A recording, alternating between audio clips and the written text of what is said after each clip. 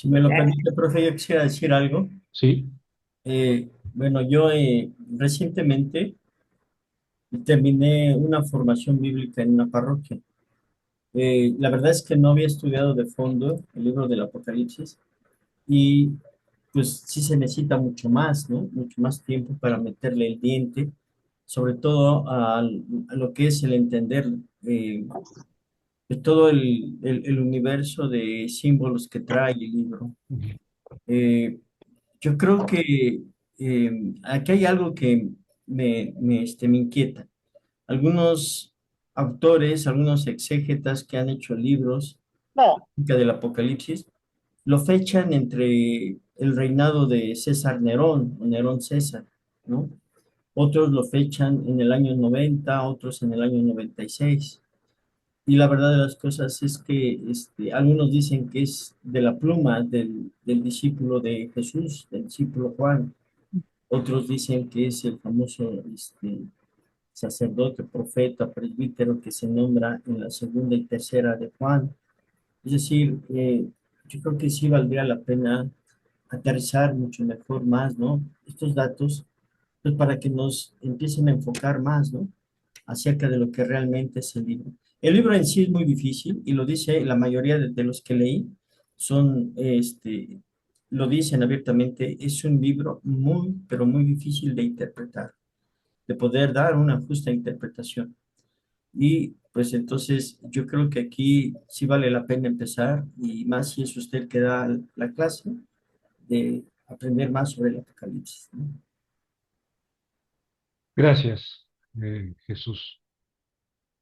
Sí, es un libro, como acaba de decir Jesús Alejandro, difícil, difícil. Y yo creo que Hollywood o nuestra imaginación hollywoodesca lo hace más difícil. Y también nuestra imaginación nostradamusesca. Eh, sí, nos hacen pensar que en el Apocalipsis hay secretos sobre Hitler y sobre Donald Trump y sobre Putin. Y tal vez esa serie, incluso morbosa de imágenes, nos confunda.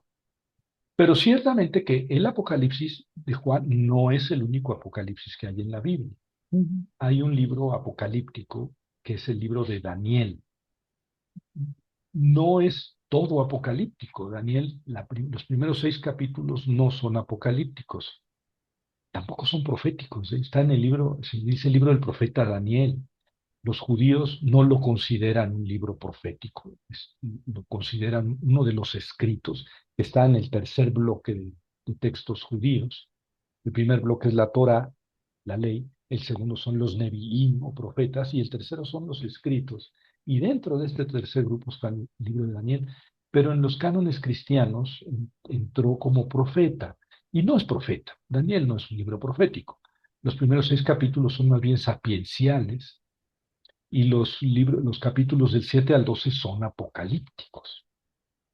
Y luego los capítulos 13 y 14 hablamos en las conferencias de los miércoles, que son adiciones griegas al libro de Daniel, deuterocanónicas. Pero el caso es que hay dos apocalipsis en la Biblia, el de Daniel y el de Juan. Pero entre esos dos libros, más o menos Daniel 150, 160 antes de Cristo y Juan 100 después de Cristo, entre esos dos apocalipsis hubo muchos apocalipsis, muchos, tanto judíos como cristianos, sobre todo judíos. O sea, no es error hablar de los apocalipsis. Claro, en la Biblia quedaron dos, uno en el Antiguo y uno en el Nuevo, pero hay muchos otros apocalipsis que conviene leer. Y una característica de todos los apocalipsis es cierto esoterismo, es decir, que no cualquiera los entiende. Se necesita que a uno se le caiga mucho cabello para... No es cierto, no es cierto. Eh, no cualquiera los entiende. Eso pretende el género literario, ¿verdad? Hace una revelación, que eso quiere decir apocalipsis. Ahorita vamos a hablar más de eso. Quiere decir revelación. Y esa revelación se hace a una persona en especial, que es la encargada de escribirlo. Eso hace pues que no sea una enseñanza para todos. Muchos pensadores en la antigüedad eran esotéricos, es decir, que se necesita una iniciación para entender. Toda la literatura agnóstica es esotérica o era esotérica, es decir, solamente algunos podían comprender. Por ejemplo, Judas, en el Evangelio de Judas, Evangelio gnóstico de Judas, Judas era el discípulo más aventajado de Jesús. Y eso dice el Evangelio de Judas. Y Jesús le dijo en secreto muchas cosas que no le dijo a los demás apóstoles. Entonces, en el Evangelio de Judas, Judas escribe esas enseñanzas secretas de Jesús. Ahí está un cierto esoterismo. Pero lo mismo pasa con el Evangelio de María Magdalena. Era la discípula predilecta de Jesús, le dijo muchas cosas que no le dijo a los demás discípulos y luego María Magdalena las revela a los demás. La literatura gnóstica es esencialmente esotérica. Los apocalipsis tienen bastante esoterismo y eso, pues sí, porque son muchas imágenes que hay que interpretar que están en clave. Esto distingue al apocalipsis de la profecía. Si leemos los profetas del Antiguo Testamento, pues tienen imágenes atrevidas a veces, pero se entienden las imágenes, las comparaciones. En cambio, las imágenes y comparaciones de los apocalipsis, se requiere que uno diga, "Ah, caray, a ver tú qué opinas sobre esto". Bueno, me estoy comiendo el micrófono, disculpen. Eh, ¿Alguien más que quiera comentarnos su impresión general sobre el apocalipsis?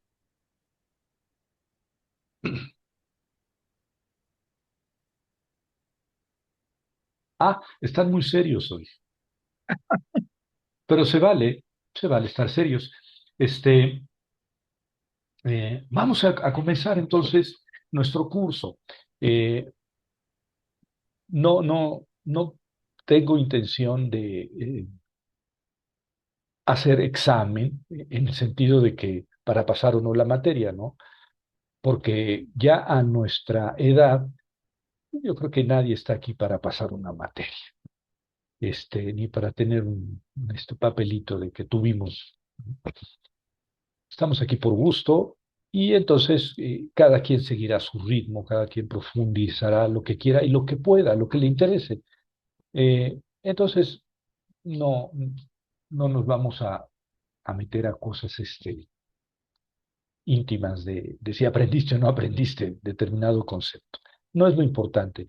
Yo tengo interés e intención de irles, conforme vayamos avanzando, de irles dando el material, ¿verdad? Ahora no, pero la próxima semana sí les voy a enviar. Yo hice una traducción de todo el Apocalipsis en dos columnas, el texto griego y el texto, mi traducción, con comentario a todo el Apocalipsis, y eso es lo que vamos a ir digiriendo en el curso. Y se la voy a ir enviando, los capítulos que vayamos viendo, se los voy a ir enviando. Y además, pues tengo muchos otros libros de Apocalipsis, muchos. No sé, algunos los he conseguido, que me los envían amigos. Un buen libro de Apocalipsis, o dos o tres, o 10 buenos libros de Apocalipsis. Tengo más de 10, que me envían, y no sé si todos son legales, es decir, no sé si son piratas y si no debía yo hacerlo, pero de todas maneras les voy a enviar los libros. Este, eh, eh, no con la intención de hacer negocio. Es decir, ya con eso yo, ante Dios nuestro Señor, digo, mira, yo no los vendí, los compartí y no sé sinceramente si todos sean digitalizados legalmente. Algunos sí, me fijé, porque yo mismo los bajé de la internet y estaban legalmente digitalizados y libres. Otros me los enviaron, ¿verdad? Incluso algunos sacerdotes, pero no sé si sean legales. Yo de todas maneras les voy a compartir. Tengo mucha literatura en español, comentarios sobre el Apocalipsis en inglés, también tengo bastante. Este, pero lo importante es que vayamos viendo poco a poco y ustedes verán si les interesan los libros o los artículos que les envío sobre Apocalipsis. Y, y eso será completamente libre. Y yo no pretendo aquí seguir un autor, más bien me voy a seguir a mí, que he leído unos 5 o 6 comentarios del Apocalipsis, lo traduje todo, entonces me voy a basar en mí. Este, pero a mí me gusta estar siempre basado en varias autoridades. Entonces, si ustedes me permiten, voy a compartirles un PDF, ahora no es un PowerPoint, con el texto de mi introducción al Apocalipsis y que voy a ir siguiendo, no voy a ir leyendo, evidentemente, más bien voy a ir comentando. ¿Vale? Y esta primera parte que les quiero compartir es este, el, el género literario, es lo que pensé compartir con ustedes ahora. Voy a hacerlo un poquito más grande. ¿Verdad?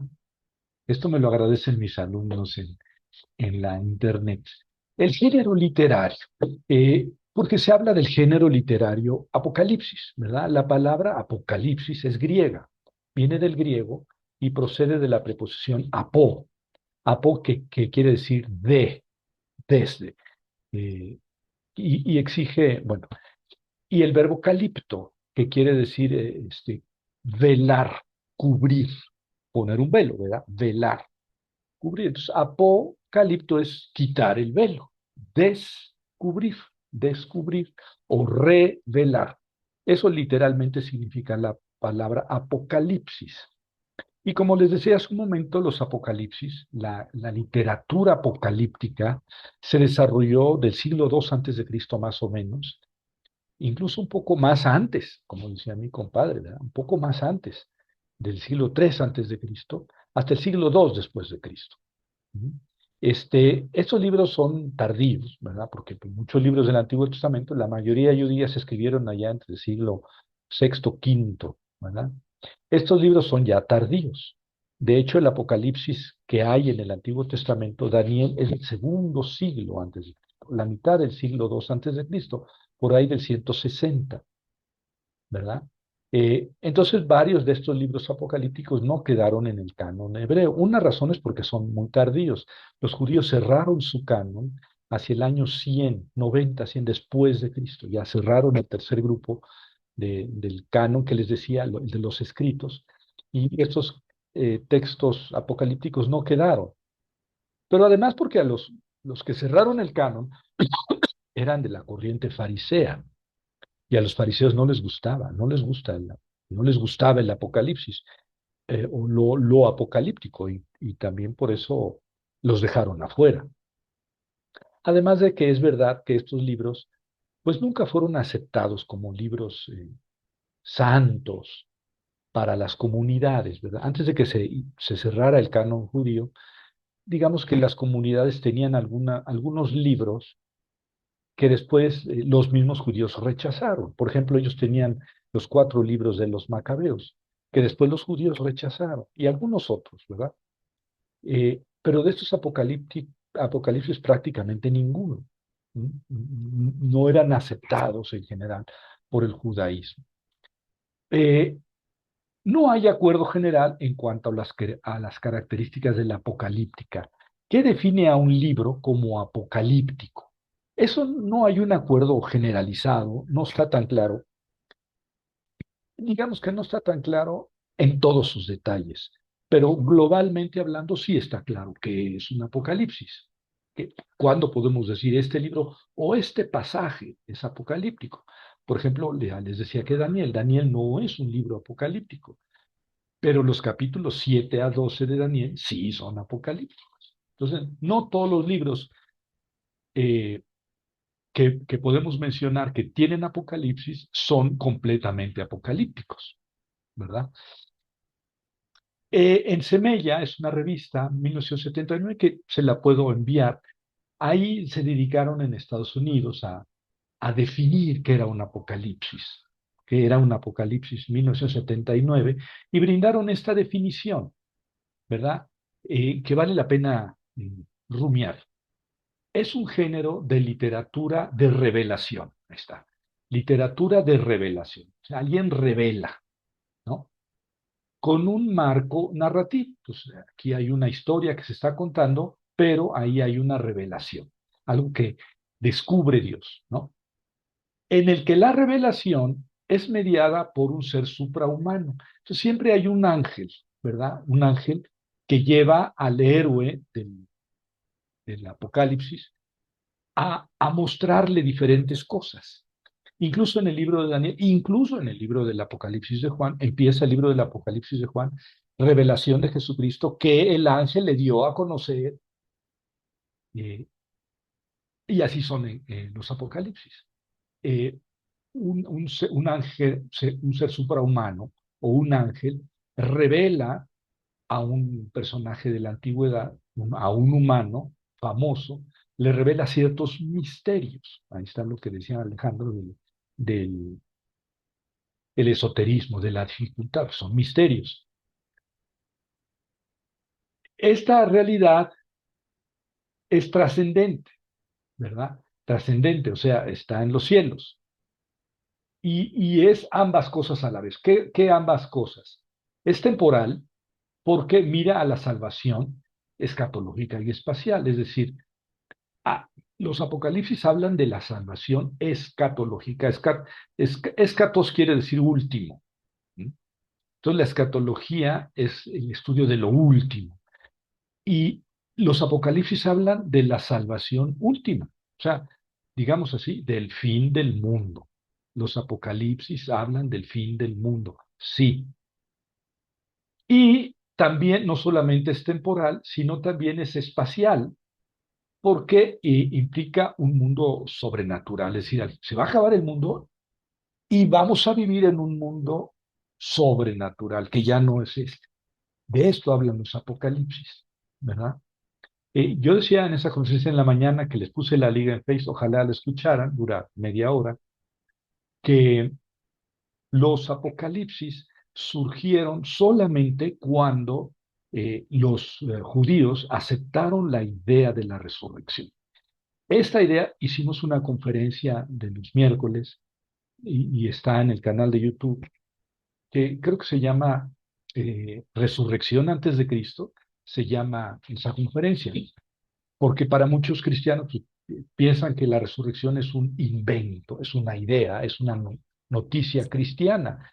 Y sí es una noticia cristiana, pero ya de antes de Cristo, 150 años antes de Cristo, los judíos habían aceptado, algunos judíos habían aceptado la idea de la resurrección. Y de eso habla Daniel, precisamente, en el libro apocalíptico. Eh, ¿Por qué están relacionadas la idea de la resurrección y los apocalipsis? Porque los apocalipsis hablan del fin del mundo, ¿verdad? Cuando un profeta habla del fin, de una escatología, de un eschatos, cuando un profeta no apocalíptico habla de eso, está hablando de cuando Israel va a dominar el mundo y las demás naciones van a venir a Jerusalén a rendir culto a Dios, al Dios de Israel, la revancha de Israel, sí, pero no es el fin del mundo. Es una, digamos, una escatología no escatológica. No es la última de lo último, es una escatología intermedia, digamos así.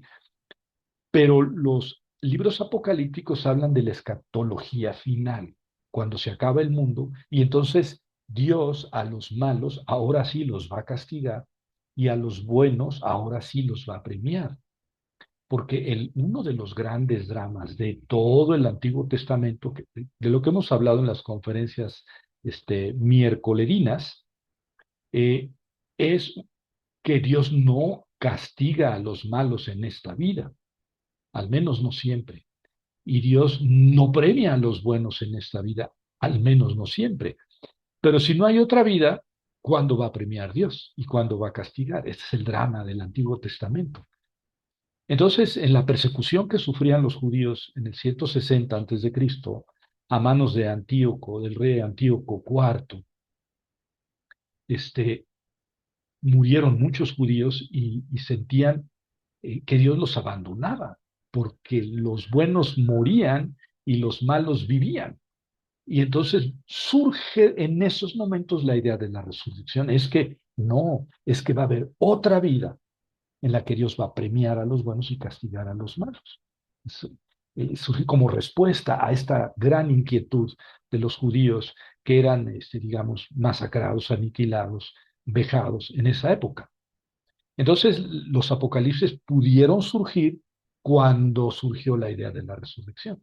Entonces ya se puede hablar de un fin del mundo en el que Dios va a intervenir y va ahora sí a hacer el juicio final. Y de eso hablan los apocalipsis. Es lo que dice aquí esta definición, ¿verdad? Que hicieron todo un congreso, ¿eh? Todo un congreso para definir qué era, por fin de cuentas, la literatura apocalíptica. Y con todo, esta definición que hicieron no está completa, ¿verdad? Nunca estamos contentos, y siempre agarramos qué criticar. Ya, esto lo conocemos bien en México, ¿no?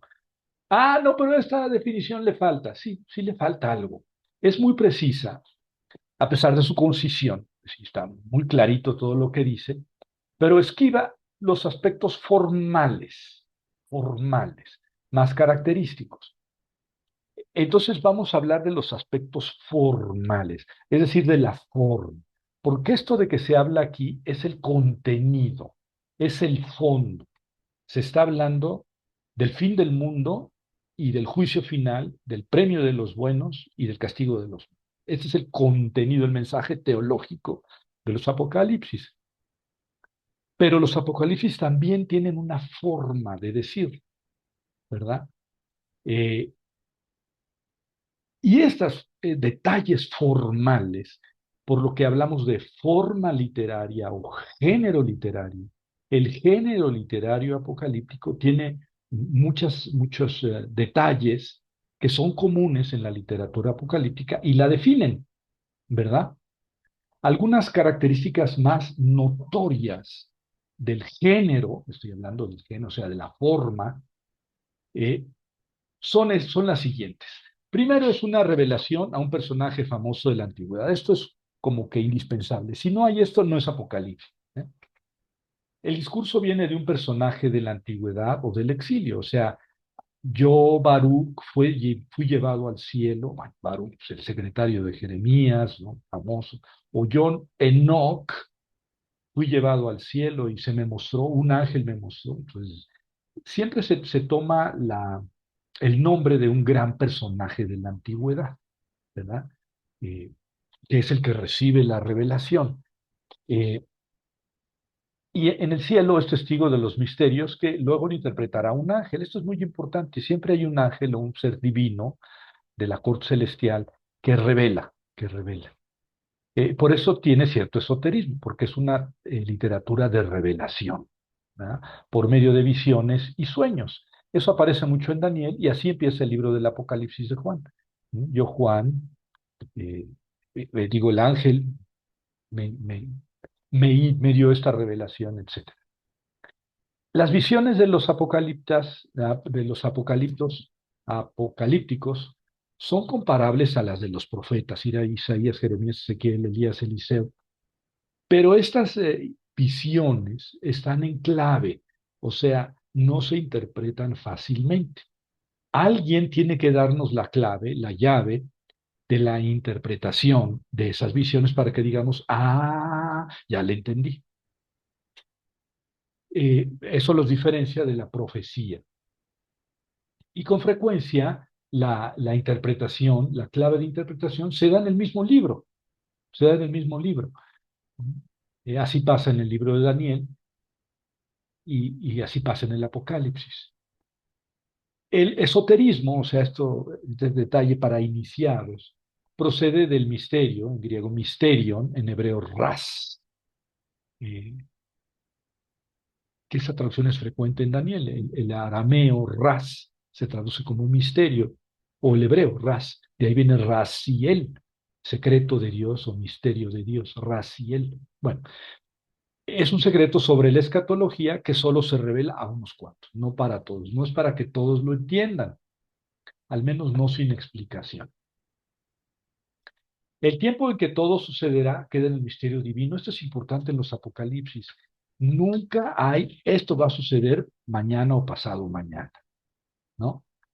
Este, Nunca hay fecha concreta. De hecho, lo más terrible, desde mi punto de vista, lo más difícil de aceptar de la literatura apocalíptica, también de Daniel y también del Apocalipsis de Juan, es que aquí en el Apocalipsis de Juan, en el capítulo 6 están las almas de los martirizados, de los que han sido asesinados, de los cristianos, que están debajo del altar. Y entonces ellos le dicen a Dios, Señor, ¿hasta cuándo? Son los muertos, ¿eh? Son los mártires, bañados en su sangre. Y le dicen a Dios, Señor, ¿hasta cuándo?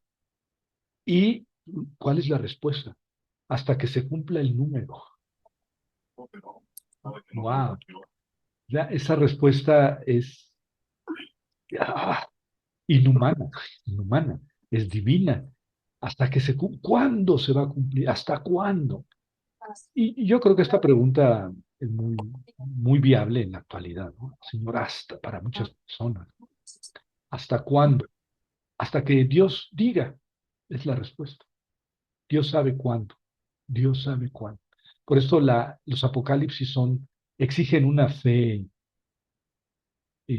impresionante, increíble, inaudita, de estar pacientes sabiendo que Dios sabe hasta cuándo van a terminar de matarnos. Eh, bueno, pero eso es parte de los apocalipsis. Hay una época y nadie sabe el tiempo, solo Dios. Hay muchos símbolos en los apocalipsis, símbolos proféticos, mitológicos, de bestias, ¿verdad? En el Apocalipsis aparecen estas cuatro seres vivientes, que uno tiene cara de ángel, no, cara de ser humano, otro tiene cara de toro, otro cara de buey y otro cara de águila, y que están en torno al trono donde está el cordero como degollado. Y si uno no está iniciado, no está iniciado, fíjense el esoterismo, pues no entiendes de qué se trata. Eh, hablan de bestias, de dragones con 6 cabezas, 7 cuernos, y se cae un cuerno y nacen otras 2 cabezas con 10 cuernos. Y ya ni siquiera se puede seguir la imagen de lo que está describiendo el autor, porque no se trata de eso. Las cabezas quieren decir algo y los cuernos quieren decir algo. Independientemente de la imagen gráfica que se nos que quiera transmitir, está el sentido de lo que nos quieren transmitir, ¿verdad? Hay símbolos mitológicos que no todos proceden del judaísmo, algunos proceden de Persia, de Ugarit, que es una cultura que vivió antes de los israelitas en Canaán, de Mesopotamia, de los caldeos, de los asirios, de los persas. Se toman ideas o imágenes de otras culturas no propias del judaísmo y se asumen, ¿verdad? Se asumen como parte de la imaginería apocalíptica, epifanías de Dios, revelaciones de Dios. En el Apocalipsis hay una revelación, una manifestación de Dios. Claro que vamos a ver ahora o después, en la próxima clase, unas imágenes de lo que es Dios para el Apocalipsis, según lo que está describiendo, ¿no? Es un trono lleno de luz, pero no se ve nada más que la luz. Hay también dioses y ángeles, es decir, eh, digo dioses porque en muchas mitologías son dioses. Incluso en el Antiguo Testamento se habla de Dios y de los dioses. Sí, sí. Antes de que se suprimieran los dioses en la lucha por el monoteísmo, Dios estaba acompañado de dioses, ¿sí?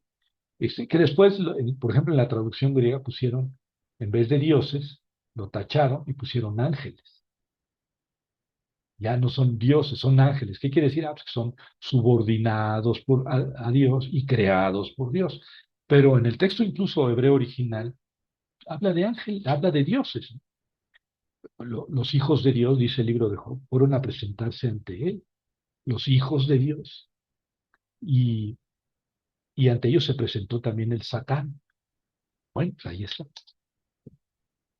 Este, y hay también mucho simbolismo numérico, ¿verdad? Mucho simbolismo numérico, a veces desesperante.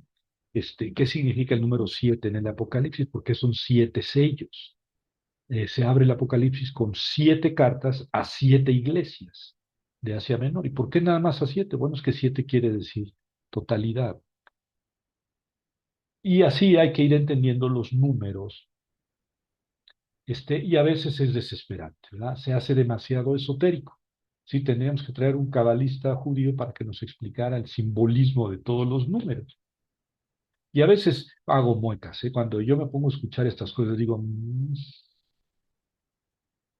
pero hay mucha gente a quien le encanta seguir esa numerología.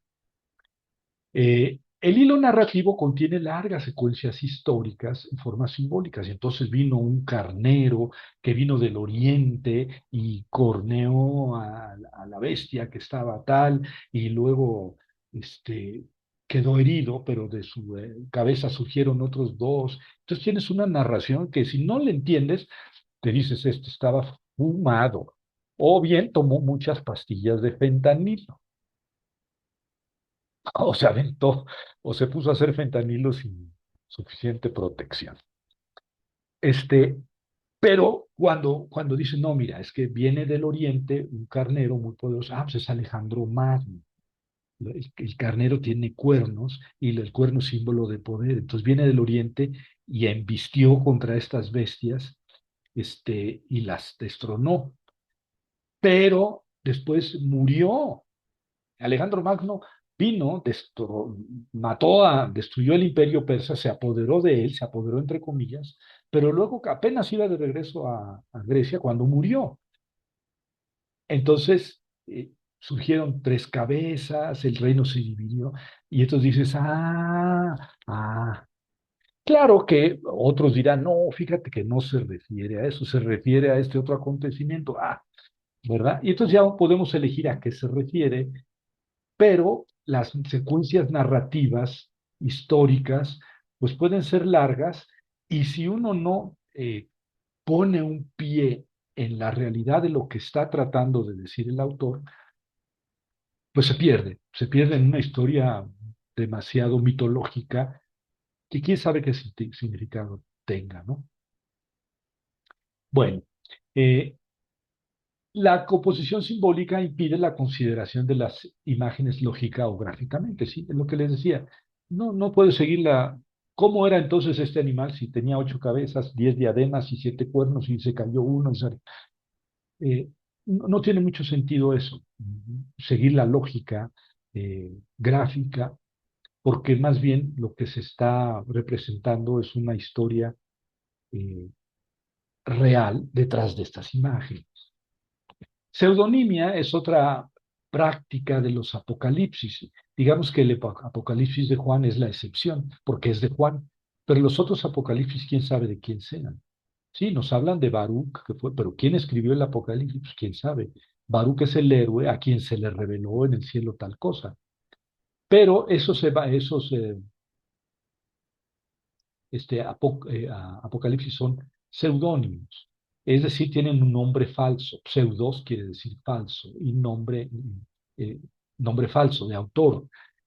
Y esto no quiere decir que el autor real quisiera engañar, ¿verdad? La pseudonimia era muy utilizada en aquella época. En la Biblia tenemos varios libros seudónimos. Que el Cantar de los Cantares de Salomón, pues qué Salomón y qué 8 cuartos. Ese libro no lo escribió Salomón. El libro de la sabiduría de Salomón, pues tampoco lo escribió Salomón. Y vamos, no hay autor en el mundo en la actualidad que diga que la sabiduría de Salomón fue escrita por Salomón. Ese libro se escribió 1000 años después de Salomón. Y otros, ¿verdad?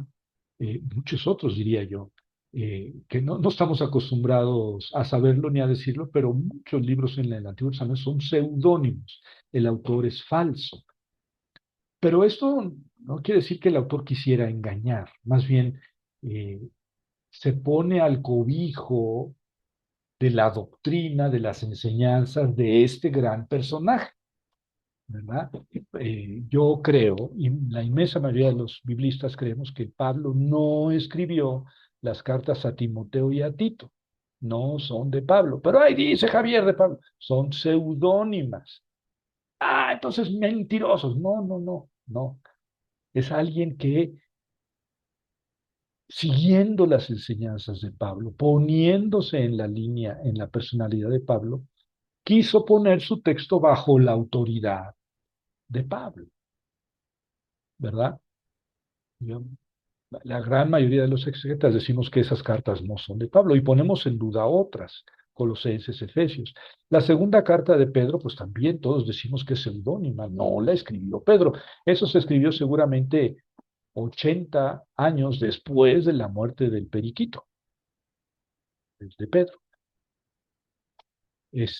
Quién sabe si el Apocalipsis de Juan, como decía pues, Alejandro, sea del apóstol Juan o sea de otro Juan, de Juan el presbítero, el autor de las cartas de Juan. Este, la próxima conferencia de los miércoles va a ser sobre Mateo. Y Mateo, pues no es el apóstol Mateo. Yo siempre pensé que era el apóstol Mateo iba detrás de Jesús diciendo, Señor, ya me duele la mano, habla más despacio o haz un milagro, porque ya me cansé de escribir. Está diciendo. Y es que en el Evangelio de Mateo hay 5 grandes discursos de Jesús. Y resulta que no, ya después entendí que el apóstol Mateo no es el autor del Evangelio de Mateo. Entonces, Evangelio de Mateo, si de una persona que se llamaba Mateo o que quiso ponerse ese nombre, seudónimo, bueno, ¿y para qué seguimos hablando de esto? ¿Verdad? Esta tradición de la pseudonimia estaba muy, muy extendida en el helenismo, en Roma, en Mesopotamia, en Persa y también en el judaísmo. Eh, Hay interpretación de las escrituras por medio de diferentes técnicas, el Midrash, el Pesher, etcétera. Entonces, aquí tienen ustedes unos géneros género literario, es decir, la forma, la forma en cómo se presentan los apocalipsis tiene estas características. Entonces, yo puedo tener la forma apocalíptica, el género apocalíptico, pero sin el contenido apocalíptico.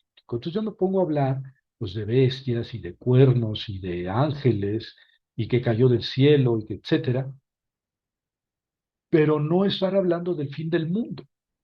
Entonces no es apocalipsis. El apocalipsis requiere la forma y el fondo. ¿Mm? También puedo estar hablando, como hace, por ejemplo, Pablo en el capítulo 15 de la primera carta a los Corintios, puedo estar hablando del fin del mundo. Dice Pablo ahí, ¿qué va a pasar cuando venga Jesús por segunda vez? Pues miren, los que estemos vivos, porque así pensaba Pablo, los que estemos vivos vamos a transformarnos, no nos vamos a ir hacia el cielo, por favor, nos vamos a transformar. Y los que hayan muerto van a resucitar. ¿Verdad? Y entonces Dios nos va a llevar con él. Está hablando del fin del mundo, está hablando del juicio final, pero no en forma apocalíptica. ¿Eh? Entonces yo puedo tener el contenido, el fondo apocalíptico, pero no la forma. Puedo tener la forma, pero no el fondo. Para que haya apocalipsis, una literatura apocalíptica, necesito estas dos cosas. ¿Mm? Y eso es lo que le falló a esta definición, ¿verdad? Habla muy bien del contenido, del fondo de los apocalipsis, pero no habla de la forma. Y la forma es importante porque, bueno, mal que bien, pues nosotros no entendemos, digamos, coloquialmente, no entendemos apocalipsis por esto. Por apocalipsis entendemos los 4 jinetes del apocalipsis, el rojo que es la muerte y la guerra, el verde que es la peste, las epidemias, y etcétera, ¿no? O sea, la forma es lo que la imagen es lo que más nos hace caracterizar a un apocalipsis. Entonces no hay que descuidar que son dos cosas, ¿verdad? Una cosa es la forma y otra cosa es el fondo, el contenido, ¿verdad? Que hay que cubrirlo, tiene que tratarse de esto. Eh, los apocalipsis hablan de una gran crisis mundial, que es el fin de la historia.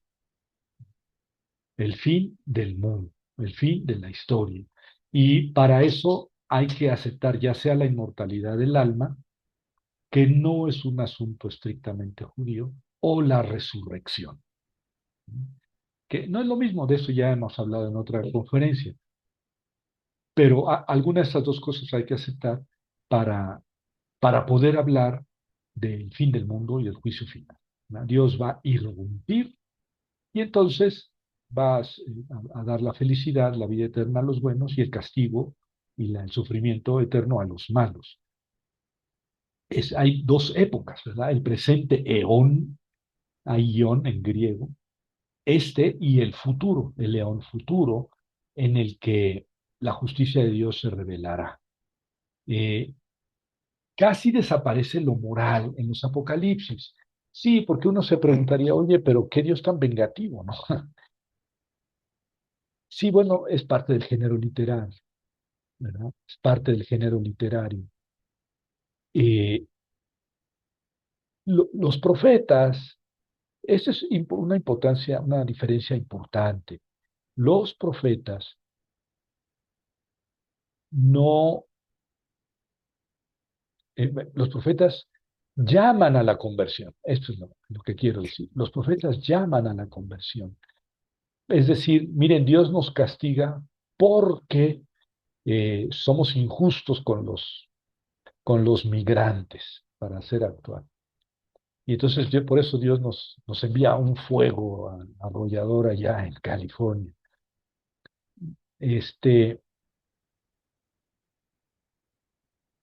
pero entonces el llamado es a que seamos justos con los migrantes.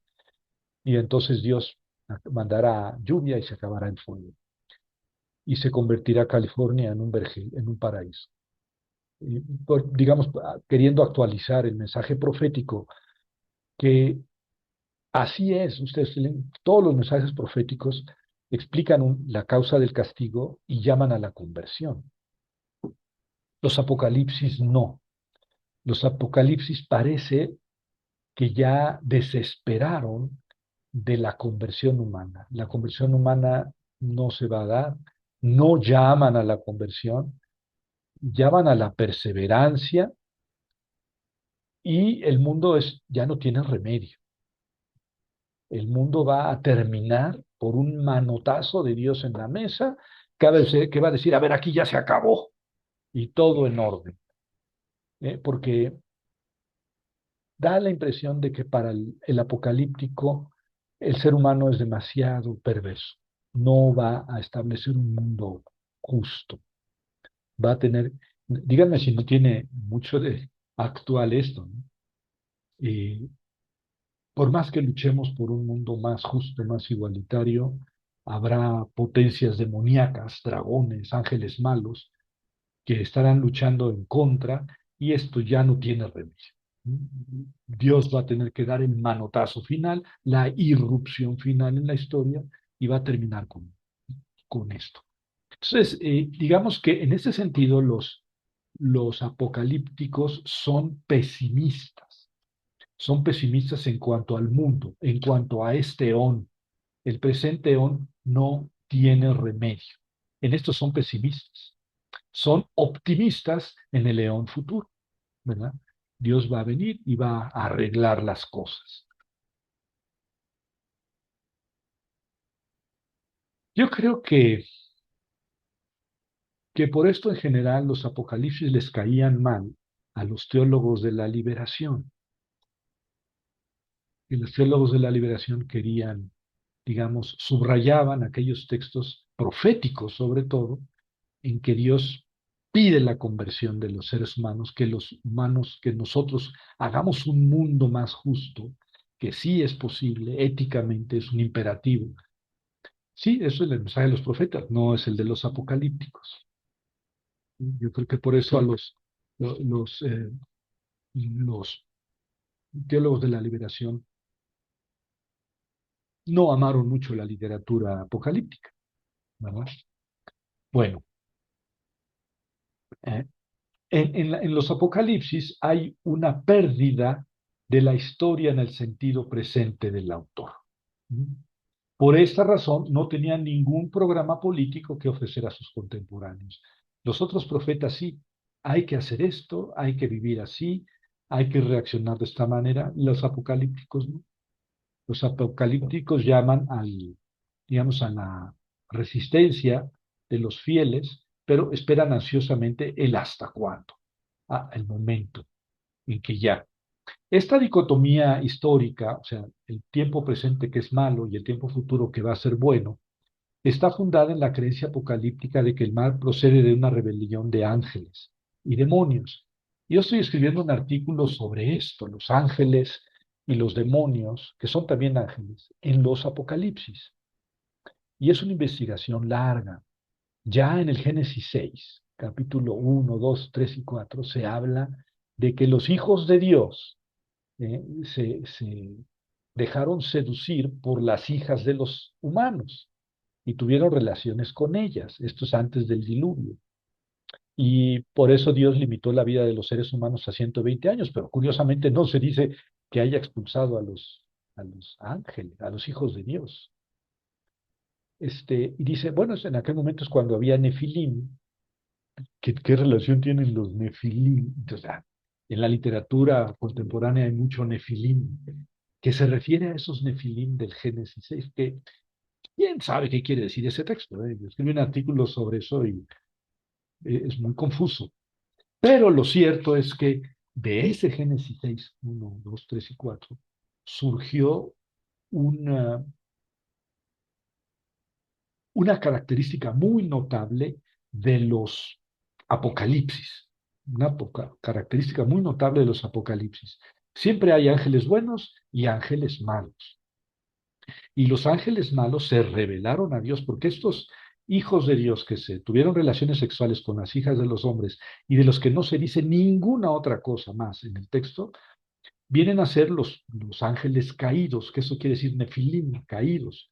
Vienen a ser los caídos que Dios encadenó bajo tierra y que al fin del mundo pues van a ser desencadenados.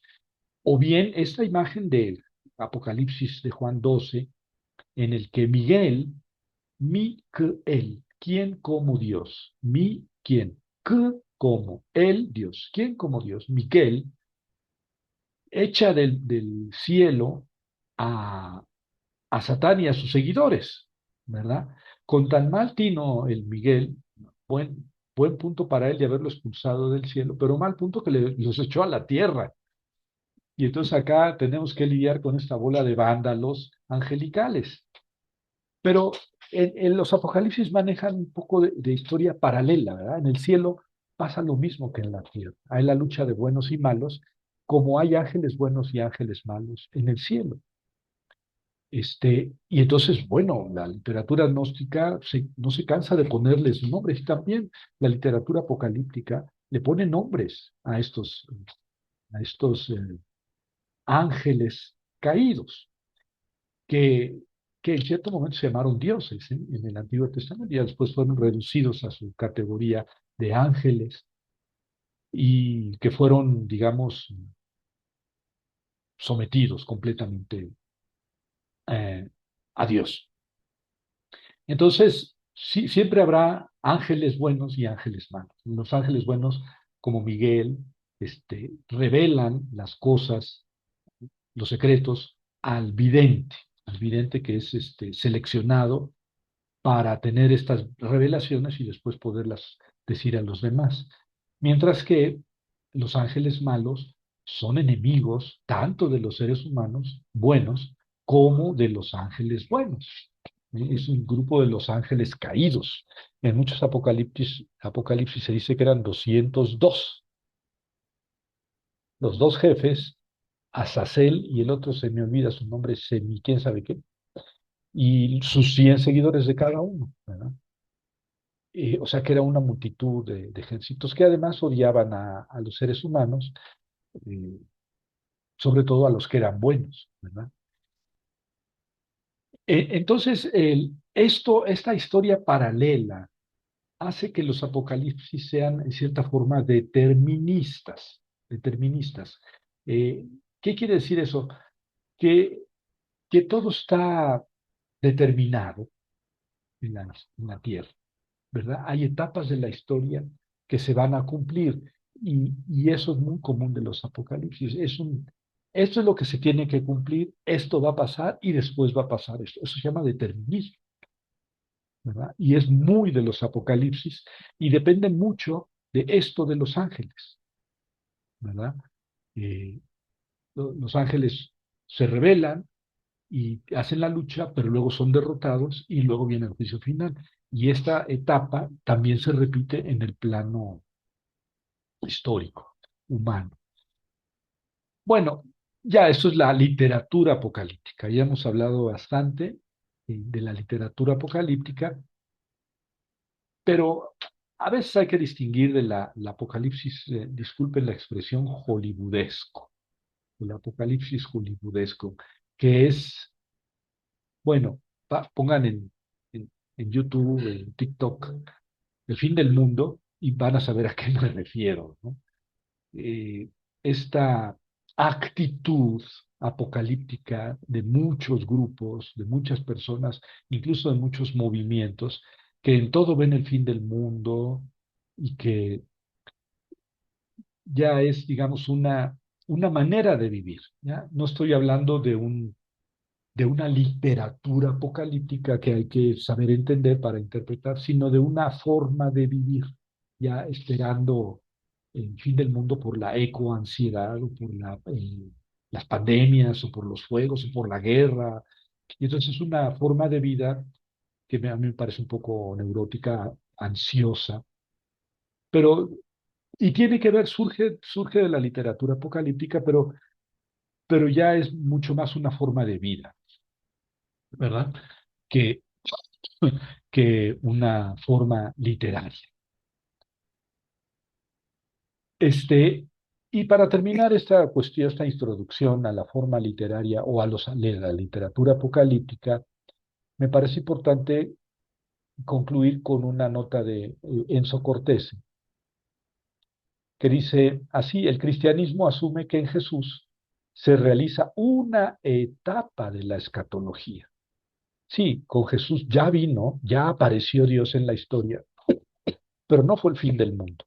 Entonces hay una escatología intermedia. Por eso dice, se realiza una etapa de la escatología. No es el fin del mundo, pero ya vino Dios a la historia, ya irrumpió como lo había prometido, ¿no?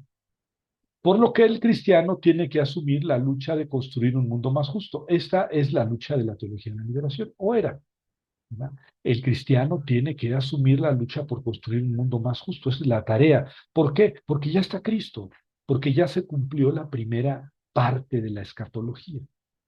Y no, el cristiano no debe esperar hasta uh,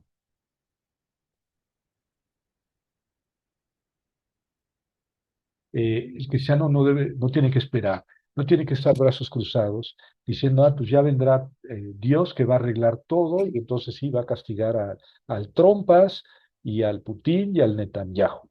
Y los pobres y los de abajo vamos a ser...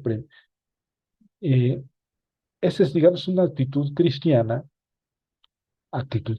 sí, por eso Marx dijo, la religión es el opio, es la droga, sí, porque entonces no hay que luchar por un mundo mejor, hay que esperar a que Dios lo haga. Esta es, digamos, la desesperación, o era la desesperación de los teólogos de la liberación.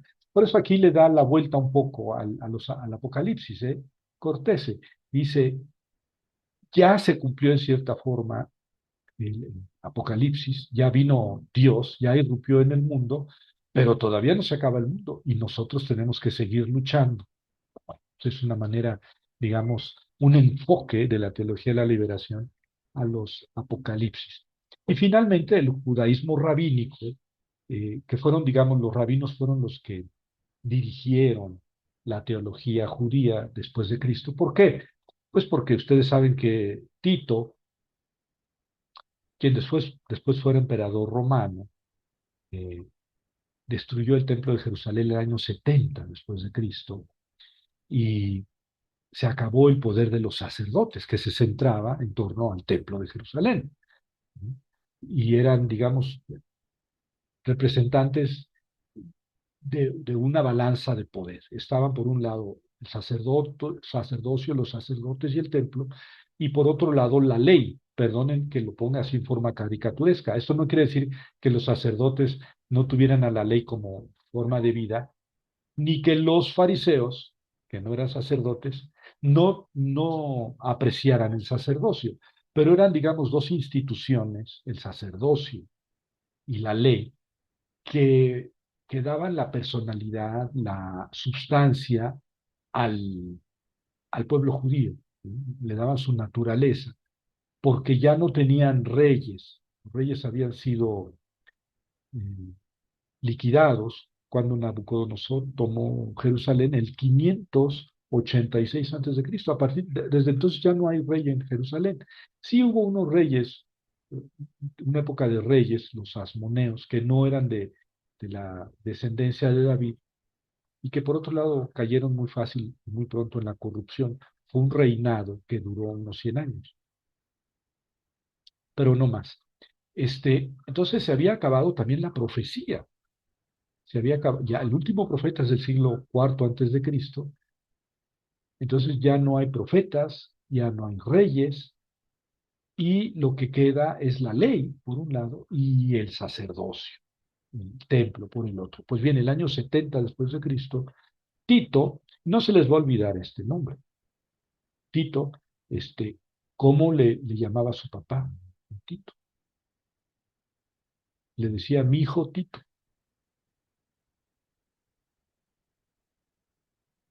Pero se lo decía en latín, entonces ya no se oye como en español. Bueno, resulta que Tito fue el que destruyó el templo cuando vino a sofocar bueno, vino con su padre Vespasiano, pero fue Tito el que culminó la sofocación de la revuelta judía del año 66. En el año 70 destruyó el templo de Jerusalén que había construido Herodes, que había visto Jesús, en el que había predicado Jesús. Fue destruido el año 70 después de Cristo y nunca jamás ha sido reconstruido, ¿eh? Nunca jamás. Al bendito de Mahoma se le ocurrió 600 años después estar ahí justamente donde estaba el templo cuando Dios se lo llevó al cielo. Y entonces ahí hicieron los musulmanes un templo, el Domo Dorado, que es un templo de oración musulmana, que desde entonces existe ahí y, y nunca más han vuelto a ver ahí un templo judío. El caso es que eh, los que cerraron el canon de las escrituras, los que siguieron con la enseñanza, con la tradición judía, fueron los rabinos fariseos, ¿sí? Y ellos no amaban a los apocalipsis y no amaban mucha literatura que no estaba originalmente en hebreo, y también por influencia de preferencias cristianas, ellos decidieron cerrar su canon al final del siglo primero después de Cristo, y, entre los rabinos, en el Talmud, en la Mishnah, pues prácticamente no hay textos apocalípticos, ¿eh? Ellos minuciosamente quitaron de sus cánones y de sus escrituras a los apocalipsis. En el cristianismo quedó el Apocalipsis de Juan. Desde luego que hay algunos renglones apocalípticos que vamos a revisar, ¿verdad? Cuando Jesús en el Evangelio de Mateo, Marcos y Lucas habla del fin del mundo, del juicio final, tiene forma apocalíptica y habla ciertamente del fin del mundo, ¿verdad? Vamos a discutir si realmente está hablando del fin del mundo, pero por lo menos en algunos casos sí está claro que habla del fin del mundo, incluso lo dice él. Y entonces habla en género apocalíptico del contenido apocalíptico. Y luego hay algunas frases también en algunos textos de dos, tres renglones que hablan del fin del mundo de forma apocalíptica, pero son, digamos, pequeños párrafos en el Nuevo Testamento. El único libro apocalíptico que entró al canon es el de Juan.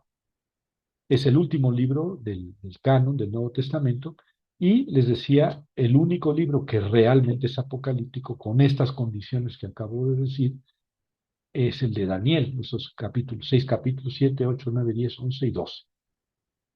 Es todo lo que hay, ¿verdad? Eh, entonces, hasta aquí digamos, mi primera intervención, y quisiera escucharlos. ¿Qué les parece? ¿Qué opinión tienen? ¿Qué comentario tienen sobre el género o la forma o la literatura apocalíptica? ¿Conocen algún otro apocalipsis aparte de estos que he mencionado? ¿Cuál?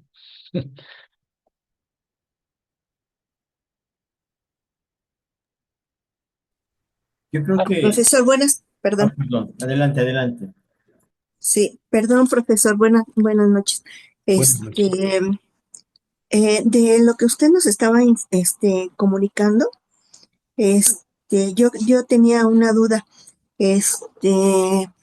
Yo pensaba que nada más había el apóstol Juan, era Ujú. el único que le habían dado esa virtud de ver lo del Apocalipsis, pero ahorita con la información que usted nos dio, como que, o sea, ya también la predecían otros, otros profetas, ¿verdad? Sí, tanto en el Nuevo Testamento, te digo que hay partes apocalípticas en Marcos, Mateo y Lucas, digamos, el discurso apocalíptico, así se llama, de, de Jesús en el Evangelio de Mateo, pero tiene su paralelo en Marcos y en Lucas, y hablan de fin del mundo de forma apocalíptica. Les decía yo hace un momento que Pablo en el capítulo 15 de la primera carta a los Corintios habla del fin del mundo, pero no de forma apocalíptica, y sin embargo tiene unos versículos que sí tienen también la forma apocalíptica, pero unos versículos. Y luego en la carta a los tesalonicenses hay unos renglones apocalípticos. Dice, cuando suene la trompeta, porque la trompeta sonará, se levantarán los muertos. Es lenguaje apocalíptico. En Apocalipsis, la trompeta suena. ¿Qué significa esto? Pues una noticia, ¿verdad? En el mundo romano, la trompeta indicaba una noticia del emperador. Bueno, en el mundo apocalíptico es una alarma, digamos, del gran emperador que está poniendo en guardia a todo el mundo porque viene el fin. Entonces también hay unos renglones apocalípticos, ¿sí? En el Antiguo Testamento, Daniel.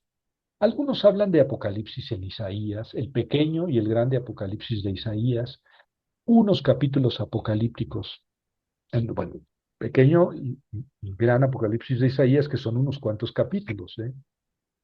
Otros de Zacarías, los capítulos 9 a 14 dicen que son apocalípticos. En realidad no son apocalípticos porque no cumplen estas dos condiciones que yo les decía a ustedes, ¿verdad?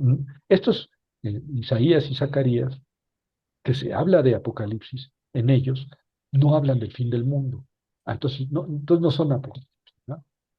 Vamos limitando pues el concepto de Apocalipsis, pero independientemente de estos capítulos apocalípticos en, en Daniel y el Evangelio de Juan, hubo muchos otros apocalipsis, el Apocalipsis de Abraham, el segundo libro de Baruch, el tercer libro de Baruch. Eh, Entre nosotros hablamos hace unos días, unos miércoles, del libro de Baruch, que es deuterocanónico. Los Ujú. antes lo llaman apócrifo, pero los católicos los llaman deuterocanónico, y ese no es apocalíptico. Sin embargo, dos Baruch y tres Baruch sí son apocalípticos, tienen partes apocalípticas. Este, Está el libro de los jubileos, que es un libro muy antiguo, y judío, que tiene partes apocalípticas, pero sobre todo yo diría que corpus apocalíptico más importante es los libros de Enoc. Enoc, algunos lo escriben con H, otros sin H. Si ustedes quieren los libros de Enoch, yo se los pongo en el, ¿cómo se llama? En el chat. Bueno, vamos a hacer un chat, los que estemos en el curso, y ahí les puedo mandar mucho. Tengo 45,000 libros en mi biblioteca digital. Y tengo los libros de Enoch. Y es el principal corpus de libros apocalípticos judíos, no canónicos, apócrifos para los judíos, apócrifos para los cristianos, católicos, pseudoepigráficos para los protestantes, así los llaman. Y esos libros de Enoch son fundamentalmente apocalípticos. Es el corpus más grande, son varios libros de Enoch. El más famoso es uno Enoch y dos Enoch. Pero junto con ellos hubo otros libros apocalípticos. Los testamentos, el testamento, o los testamentos de los 12 patriarcas tienen partes apocalípticas. cachitos, ¿no? No son apocalípticos, tienen partes apocalípticas, porque son testamentos. Los testamentos, entonces pues, el testamento habla del fin, pero de repente hablan del fin del mundo. Algunos dicen, no, es que esta parte que habla del fin del mundo ya es un retoque cristiano. Bueno, pues puede ser, puede ser. Pero hay, Muchas gracias, profesor. Muy interesante, la verdad, me llamó mucho la atención lo de lo también de los ángeles caídos, que nos expresaba usted, de que, pues llegaron ahora sí que a hacer el mal, ¿no? sí, sí, Ujú. es toda una historia. Estoy escribiendo un artículo sobre los ángeles en la apocalíptica, pero también los ángeles caídos formaron digamos, un grupo muy, muy estudiado, muy recurrido por la literatura agnóstica. La literatura agnóstica es sobre todo el siglo II después de Cristo, no exclusivamente cristiana, pero básicamente cristiana. Y también para ellos los ángeles caídos son fundamentales, porque para los gnósticos eh, el alma después de la muerte tiene que regresar a Dios, pero Dios está como en el 13º cielo. Y antes de eso tiene que pasar por donde hay esferas de ángeles que no quieren a los seres humanos y que le van a poner trampas y que quieren su destrucción, porque odian a los humanos. Este, y entonces hay toda una serie de ángeles y de dioses o semidioses, o dioses inferiores al Dios Supremo, que no quieren a los seres humanos y que van a buscar destruirlos eternamente cuando su alma suba hacia Dios. Por eso los gnósticos tenían una enseñanza para ir derrotando a esos ángeles en su ascenso a Dios. Esto es muy de la literatura gnóstica, que no es la Apocalipsis de que hemos hablado, pero también es que hubo varios siglos en que se habló muchísimo de los ángeles caídos, de los demonios. De hecho, en el cristianismo, en el catolicismo, digamos, una reflexión filosófica que dice que Satanás es un ángel, ¿verdad? ¿Por qué? Porque Dios hizo todo. No hay nada en la creación que no haya hecho Dios. Y si Satanás es un ángel, es una creación, pues lo hizo Dios, pero Dios no lo pudo haber hecho mal. Entonces, en consecuencia, Satanás era un ángel bueno, pero se rebeló contra Dios. Y esa es una reflexión filosófica. Dios no pudo haberlo hecho malo, entonces lo hizo bueno. Entonces él libremente se volvió contra Dios y ya tenemos una explicación lógica. Pero eso así de simple no está dicho nunca en la Biblia, ¿no? No, se habla de los ángeles. La primera noticia que tenemos es de los ángeles o los hijos de Dios, dice el texto, los hijos de Dios. Que más que ángeles hay que pensar que son dioses, ¿no? Los hijos de Dios, que vieron a las hijas de los hombres y se enamoraron de ellas y engendraron de ellas. Y entonces de ahí viene ya toda una tradición que hizo mucha escuela en todos los apocalipsis, la literatura gnóstica, que, bueno, vale la pena estudiar, ¿no? Hay muy poco de ello en la Biblia, porque la Biblia reaccionó y ocultó, si antes se hablaba de dioses, los quitó y les puso ángeles, ¿verdad? Y de todos los dioses ya pasaron a ser nada más los falsos dioses de otros pueblos, pero no hijos de Dios que estuvieran allá. Los fue quitando la tradición judía en favor del monoteísmo. Y entonces, a resultas de eso, no se habla de dioses en el Antiguo Testamento, sino que rápidamente fueron degradados a ángeles, ¿verdad? Pero en otras religiones tenemos, y luego también en los apocalipsis, pero ya hablaremos de eso más después, porque este curso, pues no podemos abarcar eh, ni siquiera Sí, dos o tres claro. apocalipsis. Vamos a hablar del apocalipsis de Juan, pero donde podamos, pues vamos a referirnos a otros apocalipsis. Muchas gracias, profesor. Sí, Mari, Muy, muy interesante todo. qué bueno. Gracias. Muchos de estos los pueden googlear, ¿eh? Ustedes ponen libros de Enoch, Conache o Chinache en el Google y les aparecen los libros. ¿No? Sean un poco críticos porque a veces son cosas medio malas, ¿no?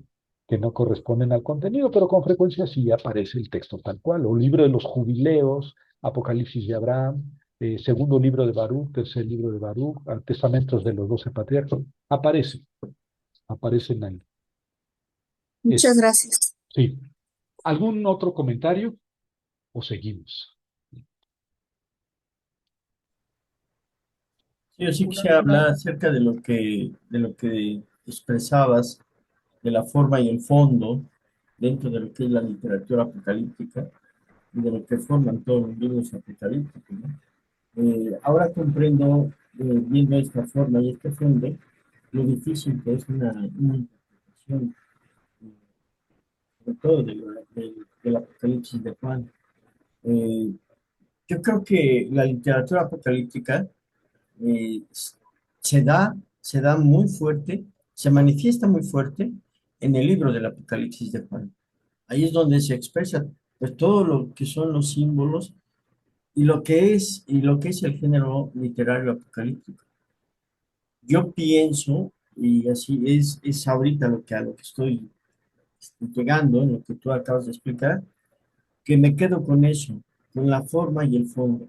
Y eso es lo que hace, si uno no sabe bien la forma, o no puede interpretar bien la forma, y de igual manera no puede interpretar bien el fondo, no vas a poder interpretar en su totalidad el libro, o darle una justa interpretación, ¿no? Si así es difícil, pues yo creo que sin esto sería mucho más difícil, ¿no? En eso me quedo. Sí, ciertamente Daniel es el más fuerte dentro del Apocalipsis, el género Apocalipsis del Antiguo Testamento, pero también no expresa los símbolos fuertemente en la manera en que lo hace Juan en el libro del Apocalipsis. Bien, cierto, cierto. Bueno, el Apocalipsis de Daniel son 6 capítulos, y el Apocalipsis de Juan son 21 capítulos, o 22, ya dudé.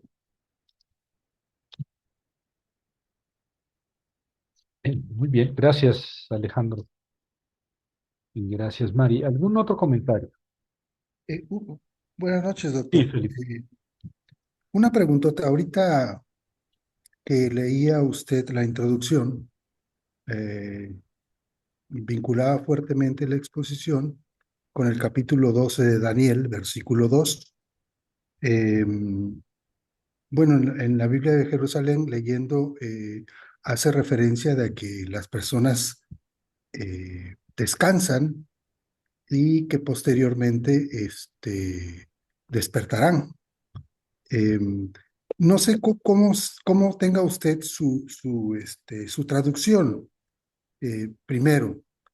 Segundo, estamos hablando de un texto que anterior a pues no hay la concepción del término del mundo, ¿no? Los judíos no piensan en ese sentido. Este, y pues bueno, ahorita que mencionaba usted de la serie de libros apocalípticos, pues estaba yo tratando de recordar precisamente la cantidad tan impresionante que hay de todos estos, eh, tanto en el Antiguo como en el Nuevo Testamento. Es realmente impresionante el número de libros apocalípticos, ¿no?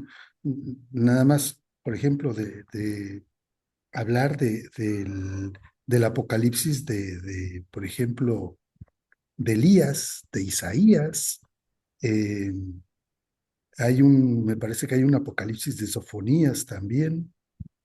Hay otro de Cedrac, ¿no? Pero tiene el Antiguo Testamento tiene una cantidad impresionante. Y entonces me preguntaba yo, estos libros apocalípticos que de alguna manera están vinculados con el Antiguo Testamento, estos se dan en el mismo momento histórico que el libro de Daniel o posteriormente.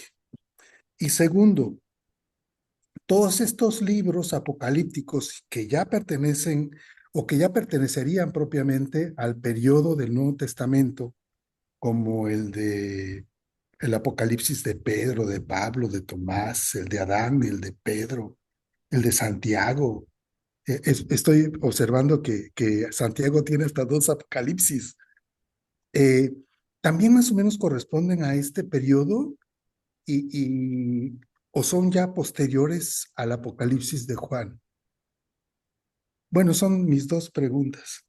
Para preguntitas. Perdón, No, no, está bien. Yo, si no sé, digo que no sé. Eh, eh, no es el primer apocalipsis, el de Daniel, en el judaísmo. El primer apocalipsis es el de Enoc, en el siglo III antes de Cristo. Eh, no todo Enoc fue escrito en el siglo III antes de Cristo, hay partes que se escribieron después, pero el primer apocalipsis es uno Enoc, el primer libro de Enoc.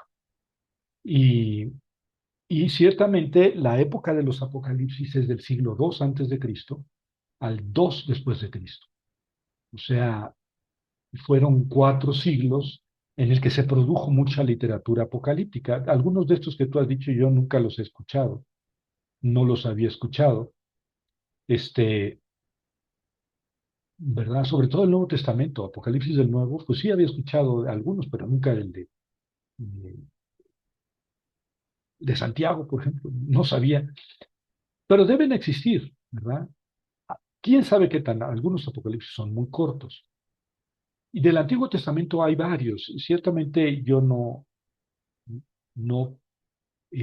déjenme compartirles otra vez la introducción, porque hago un enlistado de los apocalipsis del Nuevo Testamento, digo, del Antiguo Testamento, apocalipsis judíos, ¿verdad? Entonces aquí les hablaba del apocalipsis de Isaías, el grande, y el apocalipsis pequeño, que no son realmente apocalípticos.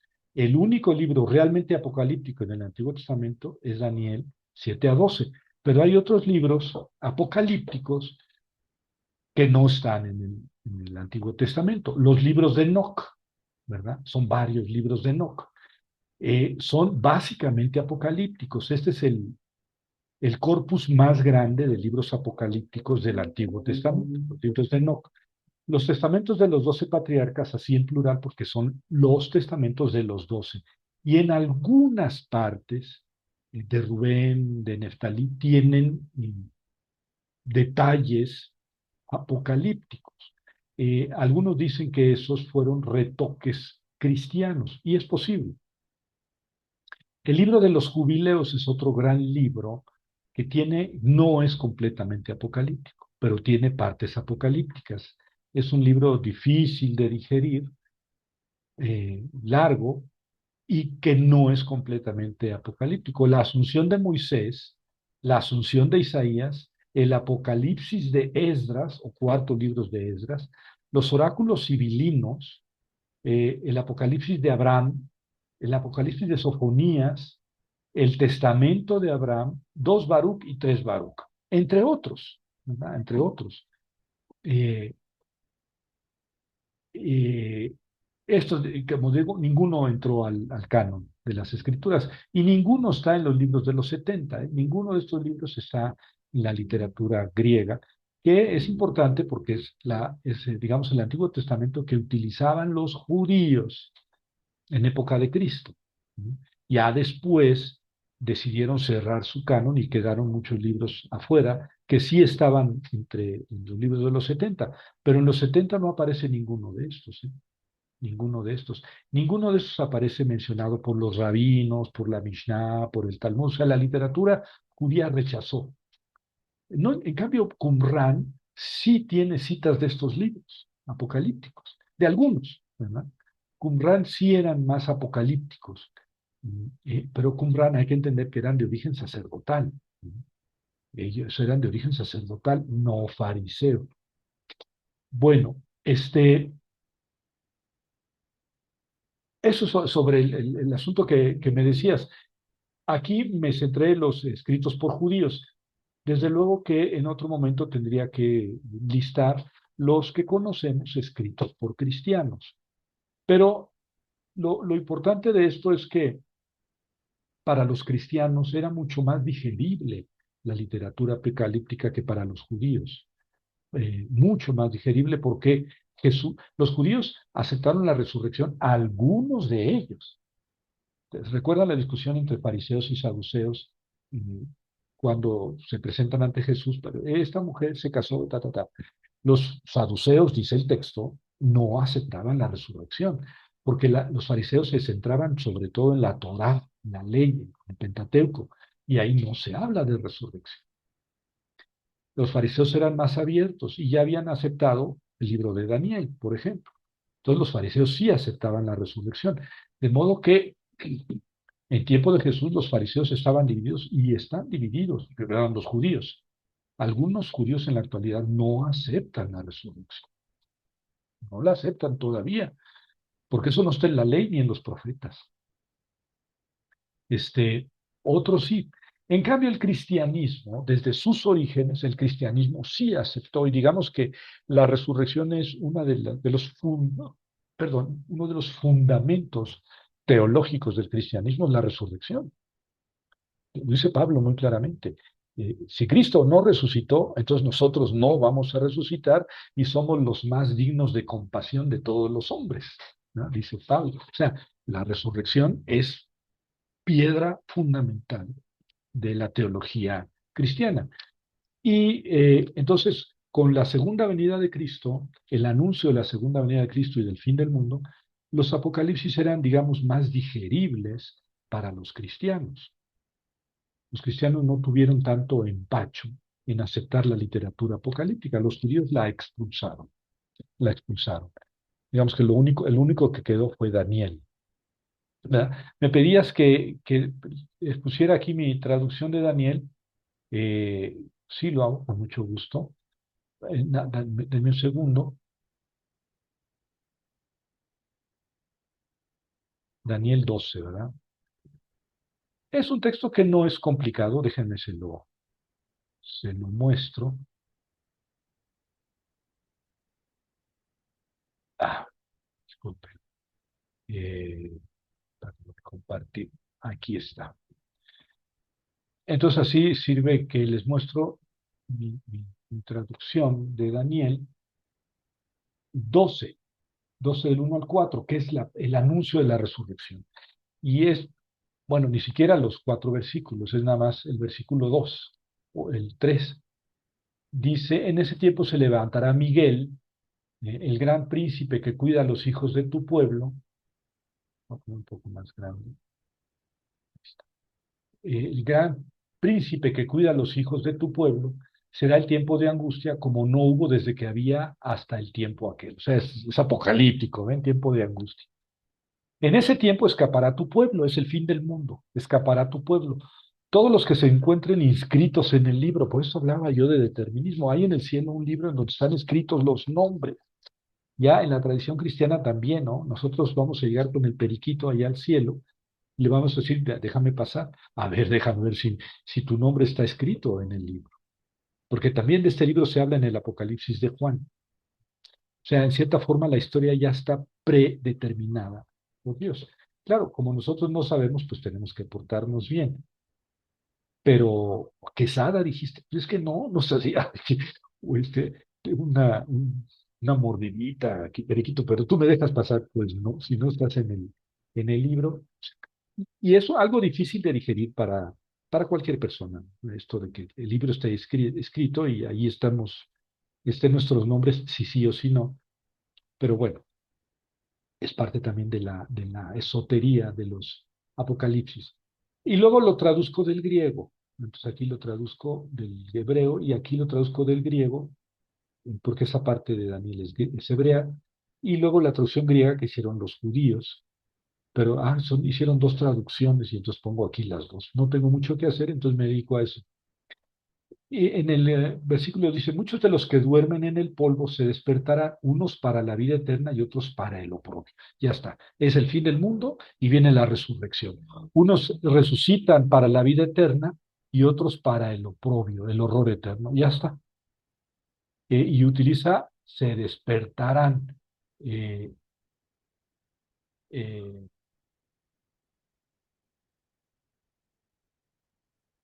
en hebreo, dice, en griego dice, anastesontai, se levantarán. La traducción es se levantarán, y esa es la palabra técnica para hablar de la resurrección. Es el verbo anagistemi, que quiere decir ponerse de pie. En realidad el verbo resucitar quiere decir pararse, ponerse de pie. Y el que estaba muerto es el que se pone de pie. Por eso la traducción aquí es se levantarán, ¿no? Mientras que aquí en hebreo utiliza el verbo despertar, ¿no? Unos para la vida eterna y otros para la vergüenza, y otros para la diáspora y para la vergüenza eterna. Bueno, así dice la traducción de los 70, pero es más fiable esta, que es la de Teodosión, que es más exacta, ¿verdad? Muchos de los que duermen en el polvo se despertarán, exeger, exegercesontai, y ese es el verbo despertarse. También se utiliza para hablar de la resurrección. Cuando Jesús dice, vamos, Lázaro ha muerto, pero Lázaro está dormido, pero voy a despertarlo, utiliza este verbo, a despertarlo. Y entonces sus discípulos le dicen, Señor, si duermes solito se despierta, ¿para qué tienes que ir a Judea donde te buscan para matarte?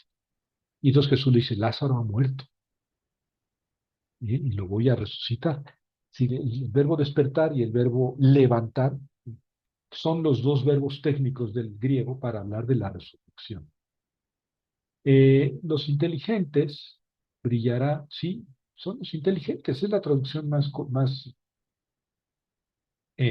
apropiada. Brillarán como relámpagos en el cielo y los vencedores de mis palabras como los astros del cielo por eternidad de eternidades. Tú, Daniel, guarda estas palabras y sella en el libro hasta el tiempo final.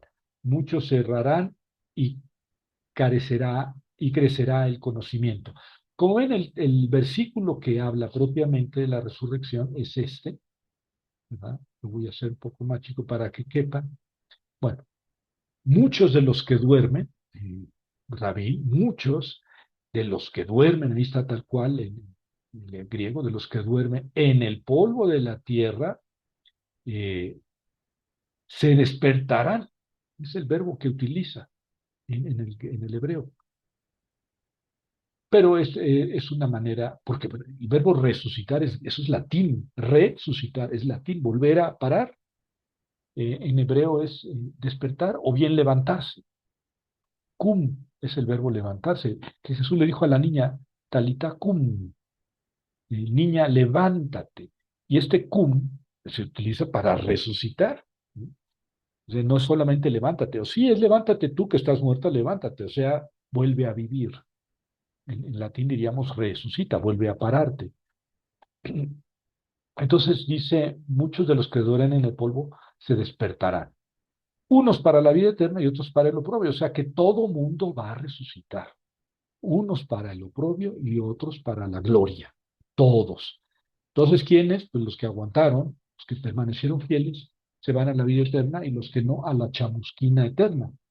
Esto es diferente del mensaje del segundo libro de los Macabeos. Se habla de la resurrección. Ese segundo libro de los Macabeos no está en el canon judío.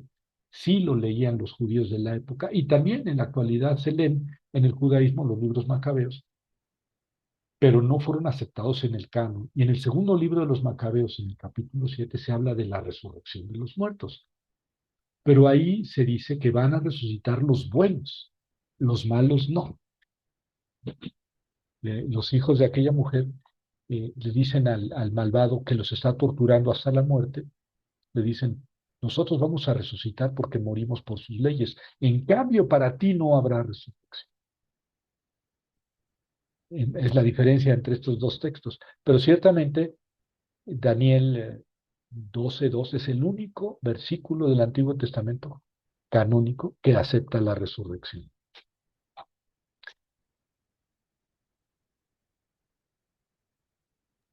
¿Algún otro Gracias, comentario? doctor. Sí, Felipe, con mucho gusto. ¿Algún otro comentario? Bueno, pues entonces yo creo que hoy vamos a dejarlo aquí, por hoy. No crean que todos los días vamos a terminar 20 minutos antes. No, terminamos a las 9. Pero hoy es la primera. Hoy es la primera. Nos damos ese permiso. Este, Me encantará verlos la próxima semana.